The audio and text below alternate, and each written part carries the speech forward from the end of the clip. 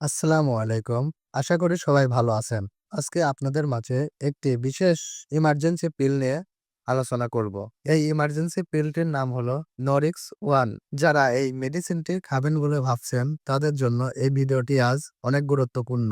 এই নরিক্স ওয়ান কেন সেবন করা হয় এবং কিভাবে সেবন করলে সঠিকভাবে কাজ করবে ও কারা এটি সেবন করতে পারবেন এবং কারা সেবন করতে পারবেন না এবং এই নরিক্স ওয়ান সেবনের ফলে কি ধরনের প্রতিক্রিয়া দেখা দিতে পারে আপনাদের মাঝে সে বিষয়টি নিয়ে আজকে আলোচনা করা হবে। এই নরিক্স ওয়ান সুনামধন্য কোম্পানি এসএমসি একটি প্রোডাক্ট। নরিক্স ওয়ান হলো মহিলাদের মুখে খাওয়ার একটি ইমার্জেন্সি জন্ম নিয়ন্ত্রণ পদ্ধতি বা জন্ম নিয়ন্ত্রণ বড়ি, যাদের অরক্ষিত সহবাসের ফলে গর্ভধারণের আশঙ্কা থেকে যায় তাদের জন্য নরিক্স ওয়ান এই মুখে খাওয়ার ট্যাবলেটটি ইমার্জেন্সি পিল হিসাবে ব্যবহার করা হয়।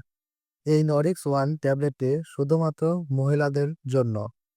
এই নরিক্স ওয়ান ট্যাবলেটটি সেবনের নিয়ম সহবাসের 12 ঘন্টার মধ্যে খেলে সবচেয়ে থেকে ভালো হয়, অথবা সহবাসের 3 দিন বা 72 ঘন্টার মধ্যে খেলেই এটি কাজ করবে। বাচ্চা কনসেপ্ট হওয়ার পর বা প্রেগনেন্সি হয়ে যাওয়ার পর এই পিলটি কোনো কাজ করে না। সেই জন্য সহবাসের 72 ঘন্টার মধ্যে এই পিল খেতে হবে। নরিক্স ওয়ান খাওয়ার পর 3 ঘন্টার মধ্যে যদি বমি হয়ে যায় তাহলে সাথে সাথে আরেকটি পিল খেয়ে নিতে হবে।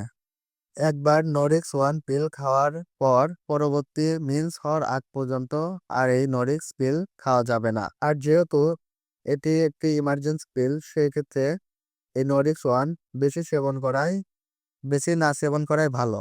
নরিক্স ওয়ান সেবনের ফলে বেশ কিছু সাইড ইফেক্ট দেখা দিতে পারে। সেগুলো হলো মাথা ব্যথা এবং মাথার শিম ধরে থাকা, বমি বমি ভাব এবং বমি হওয়া, পেট ব্যথা। নরিক্স ওয়ান খাওয়ার পর যদি মেন্সের ঋতুচক্র পার হয়ে যায় তাহলে অবশ্যই একটি প্রেগনেন্সি কিট দিয়ে প্রেগনেন্সিটা টেস্ট করবেন। মেন্সের এক ঋতুচক্রের মধ্যে একটির বেশি পিল সেবন করা যাবে না। নরিক্স ওয়ানের কোম্পানির নির্ধারিত মূল্য 70 টাকা। সময় ও কাল ভেদে দাম পরিবর্তন হতে পারে।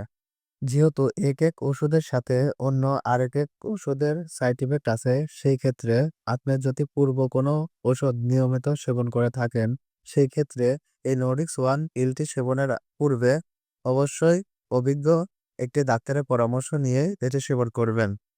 অনাদায় বড় কোনো বিপদ হতে পারে। আশা করি আজকের ভিডিওটিতে আপনারা সম্পূর্ণ বুঝতে পেরেছেন।